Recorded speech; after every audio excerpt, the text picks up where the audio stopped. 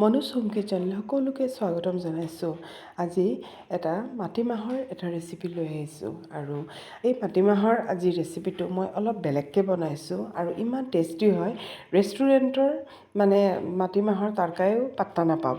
আৰু এইখিনি মই 3 ঘণ্টাৰ কাৰণে তিয়াই থৈ দিছিলোঁ আৰু তিয়াই থৈ ভালকৈ মই মানে চাফা কৰি ল'লোঁ, গলা বাকলিখিনি আধাখিনি বেছিখিনি পেলাই দিলোঁ।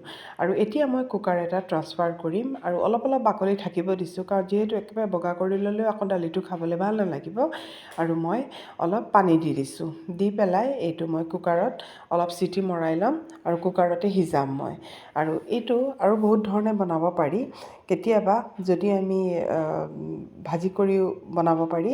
মই আজি কিন্তু কেঁচাতে বনাইছোঁ। আৰু এতিয়া অলপ নিমখ দি পেলাই মই এবাৰ উতলাই লৈছোঁ। মই ঢাকনটো লগে লগে লগাই দিয়া নাই, কাৰণ এয়া চাওক বগা বগা ফেনবোৰ, এইবোৰ আমাৰ স্বাস্থ্যৰ কাৰণে খুব বেয়া হয়। আৰু মই প্ৰথমতে বগা ফেনখিনি ভালকৈ পেলাই ল'ম, পেলাই তাৰপিছতহে কুকাৰৰ চিটিটো লগাম। এতিয়া মই খুব ভালকৈ বগা ফেনখিনি পেলাই ইয়াত মই অলপ ডাঙৰ এটা পিঁয়াজ কাটি পেলাই দি দিছোঁ। আৰু তাৰপিছত মই অলপ বেছিকৈ নহৰু দিছোঁ, আৰু মই কাটি পেলাইহে নহৰু দিছোঁ। নহৰুখিনি অলপ বেছিকৈ দিব, দালিৰ টেষ্টিটো খুব ভাল। আৰু 4-5টামান মই কেঁচা জলকীয়া দি দিছোঁ আৰু অলপ হালধি দি দিছোঁ। দি পেলাই এইখিনি মই অলপ মানে লৰাই ল'ম, ভালকৈ মিক্স কৰি ল'ম। তাৰপিছত মই চিটিটো লগাই দিম। আৰু এই ধৰণে এবাৰ বনাই খাই চাবচোন, ইমান টেষ্টি হয় খাবলৈ, খুব মানে সোৱাদ লগা হয়। আৰু এতিয়া মই চিটি মৰাই ল'ম, এইখিনি আমাৰ সিজি গ'ল। আৰু মই এটা প্ৰেছ কৰি দেখুৱাম, আৰু একেবাৰে পূৰা গলাই দিলেও আকৌ দাইলটো ভাল নালাগিব। আৰু মই এই ধৰণে অলপ গোটা গোটা থাকিব, আৰু প্ৰেছ কৰিলে মানে পূৰা হেৰি হৈ যাব। এই ধৰণে মই ৰাখিছোঁ। এতিয়া মই ইয়াত অলপ পানী দিম, দি পেলাই এবাৰ এটা উতল অহালৈকে মই এইখিনি মানে এটা উতল আহিব দিম। আৰু তেতিয়া মই এইখিনি তেতিয়ালৈকে অলপ উতলাবলৈ দিছোঁ। আৰু এতিয়া মই আচাৰ লৈছোঁ, এইখিনি মই ঘৰত বনোৱা আচাৰ।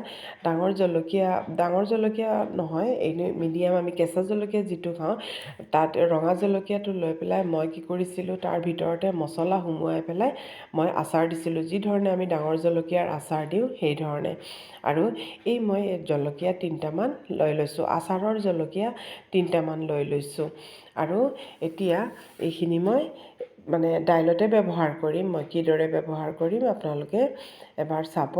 আৰু এতিয়া আচাৰ 3টা লোৱাৰ পিছত আৰু মই ইয়াত ল'ম, এইখিনি লৈছোঁ, লৈ পেলাই মই ইয়াত ল'ম যিটো আমি আচাৰত মছলা ব্যৱহাৰ কৰোঁ।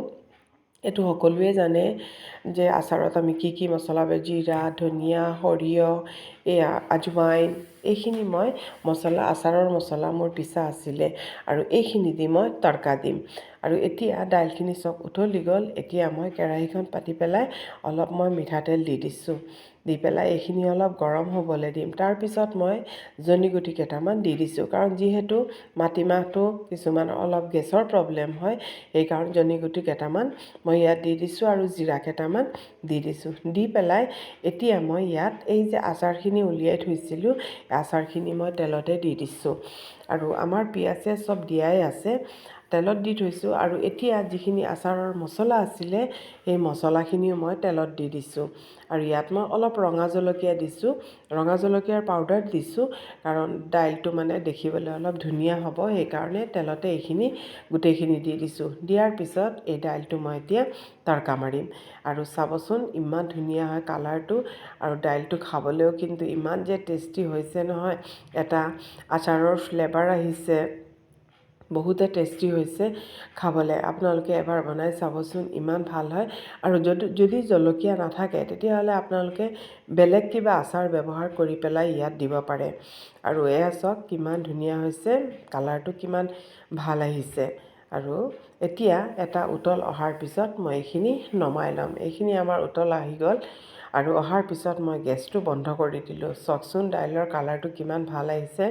এইটো ভাতৰ লগত, পৰাঠাৰ লগত, ৰুটিৰ লগত সকলোকে খাব পাৰে।